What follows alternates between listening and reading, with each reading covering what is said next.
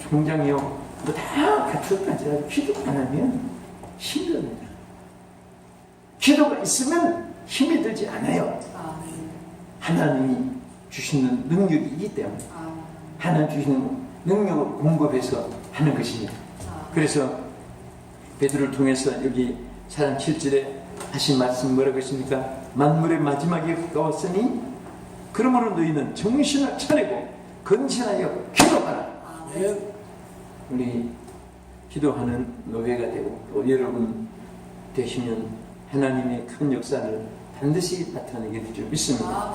끝으로 세 번째는 정신을 차리고 우리가 무엇을 해야 되냐. 여기 11절에 이렇게 말씀하십니다. 만일 누가 말하려면 하나님의 말씀을 하는 것 같이 하고 누가 봉사하려면 하나님이 공급하시는 힘으로 하는 것 같이 하라. 자, 그리고 그 앞에 10절에 이렇게 강조했습니다. 각각 은사를 받은 대로 하나님의 여러 가지 은혜를 맡은 선한 청지기 같이 서로 봉사하라. 다시 말하면 우리 정말 정신을 차리고 맡은 사명에 정열을 품고 청지기 사명을 감당해야 됩니다. 그래서 맡은 자의 구할 것은 충성이라고 말씀했듯이 우리가 어떤 분은 맡기를 좋아하고 일하기를 싫어합니다. 참 그것도 보통은 사 아니에요. 맡기는 막 너무 좋아하는 거예요. 그 맡아가지고 일을 안 하는 거예요. 자리만 차지하고 일을 안 하는 거예요. 제가 충청 어느 지방에 집회를 갔는데요. 와, 그날 그 교회가요, 그 봄에 막 꽃을 얼마나 심고 정원을 만들고 무슨 공원 유람 온 것 같아요. 차에서 내렸었는데 막 그 꽃들이 막 울긋불긋 오만 꽃을 다 심고 그 다음에 교육관을 새로 짓고 교회 안에 리모델링을 하고 여성 전도 회원들이 막 색깔로 옷을 막 가지고 새로 한복을 입고 막 써서 교회 오는 분들을 막 환영하고 이제 광주에서 환영하는데 그 집회가 이제 새 교회 확장을 해서 멤버들이 하고 교육관을 엄청나게 잘 짓고 그 있는 땅을 논 같은 거 막 같은 거 사가지고 그렇게 예쁘게 막 주차장도 만들고 들어온 입구를 막 완전히 양쪽에 꽃밭 같이 만들어 놓고 그게 막 돌로 이렇게 아름답게 장식을 하고 했는데 그런데 그 집회를 하는데 앞에 할아버지 한 분이 계속 우는 거예요. 계속 막 우는데 손자 손녀들이 무슨 일이 있나, 그 가정에 무슨 일이 있어서 지금 우시냐, 왜 할아버지가 지금 눈이 붕붕 뜨고 울고 계속 예배드리는데 울고 있는 제가 딱 이제 그 생각하고 예배를 마쳤는데 내려갔는데 할아버지가 이랬더니 나는 이제 흰옷 입었으니까 눈물을 막 이렇게 이제 굽이 되면 얼룩지잖아요. 나를 막 있는 대로 안아가지고 막 얼굴을 막 내 한 굽이 됐는데 처음에는 막 뛰어낸다고 이렇게 줘도 이 옷 또 세탁도 갑자기 못하고 있어 했는데 차라리 미처럼 붙어가지고 막 우는 거예요. 그래서 내가 저 누구세요? 지금 진정하시고요. 조치하시고 이야기를 하세요. 이야기. 그러니까 얘기하세요. 근데 이제 내용이 뭐냐면 나중에 보니까 그 교회에 수석 장로님이 됐어요.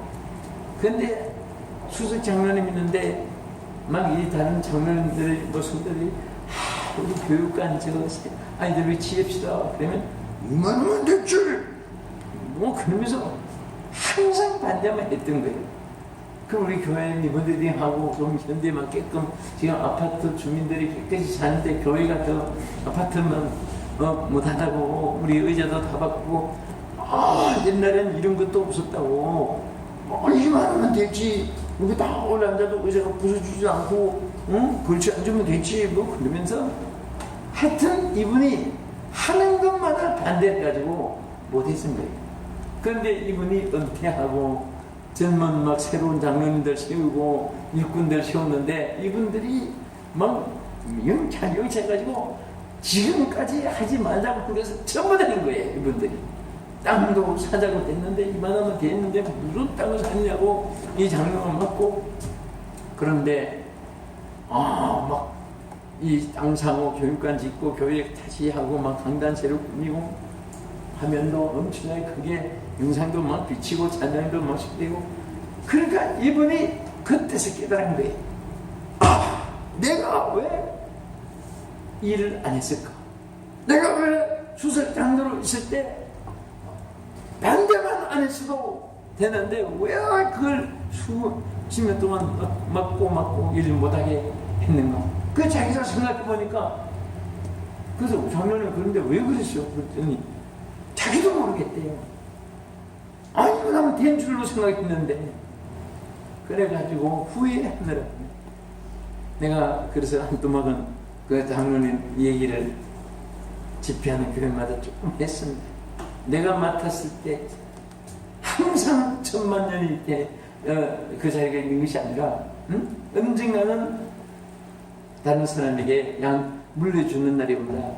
내가 맡았을 때 최고로 살아야 된다. 기록을 남기자. 그렇게 말을 했습니다. 여러분, 정말 우리는 정말 정신을 차리고 맡은 사명 게으르면 안 됩니다. 하나님이요 제일 싫어하는 것 중에 게을르게 살고 주의 일을 태만히 하는 거예요. 여러분, 최고의 축복과 최고의 저주를 어디다가 성경에 붙이는지 아십니까? 다른 데도 있지만 충성하는 자에게는 상급 중에 최고의 상급을 약속했어요. 무슨 상급? 무슨 면류관? 내가 죽도록 충성하라. 그러면 내가 무슨 면류관? 생명의 면류관을 상급 중에 최고의 상급. 그런데 여러분, 이 저주하는 것 중에 최고로 저주하는 그 대상이 누구냐? 여호와의 일을 태만히 하는 자는 저주를 받을지어다 그랬습니다. 성경에. 네?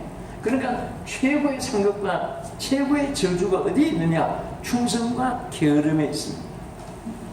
그래서 우리가 주의 일을 하고 싶으면 기분 나서 열심히 하고, 하기 싫으면 또 안 하고, 절대 주의 일은 선택 과목이 아니고 필수 과목 같이 이것은 의무입니다. 의무.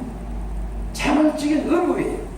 그래서 우리가 하나님의 일에 여러분들이 많은 사람들로 설교만 하고 목표만 하고 그것만 주의 일이 아니에요. 얼마든지 주의 일이 있습니다. 뭐든지 작은 것 하나도 충성을 다하고, 여러분이 기도, 이 재단 찾는 이 충성, 이것도 얼마나 여러분들에게 큰 일인지 몰라요. 저는 하나님의 일을 얼마나 크게, 얼마나 작게, 난 양으로 안 따져요. 얼마나 정성을 다 기울이고 하느냐.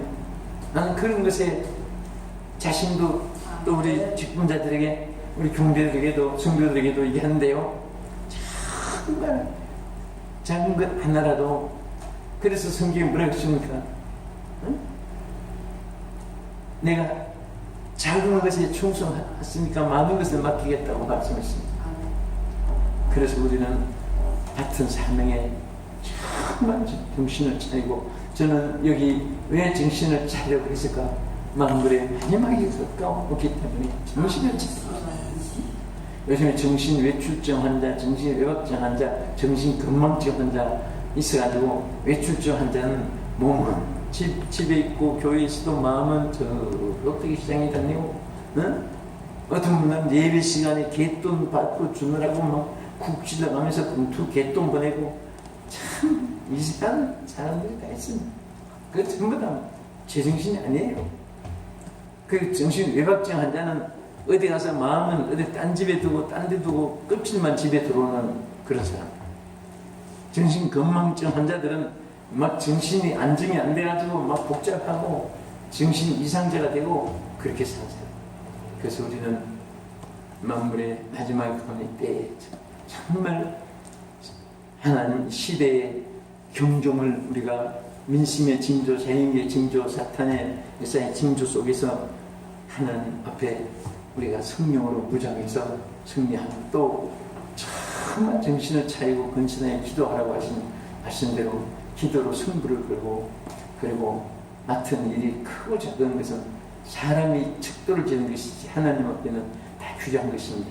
성전에 문지 하나로 있는 것도 궁궐의 첫날보다 더 귀한 것이고 우리는 하나님 앞에 뭐든지 최선을 다해서 승리하는 여러분 되게 주의 이름으로 축복합니다. 기도하겠습니다.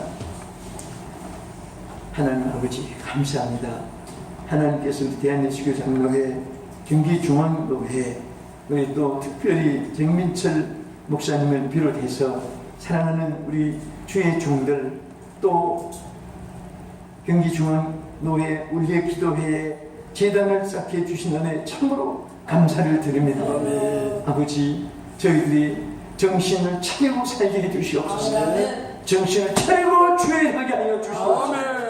아버지께서 영광 받으시는 종들이 되게 하옵소서. 예수님 이름으로 기도합니다. 아멘.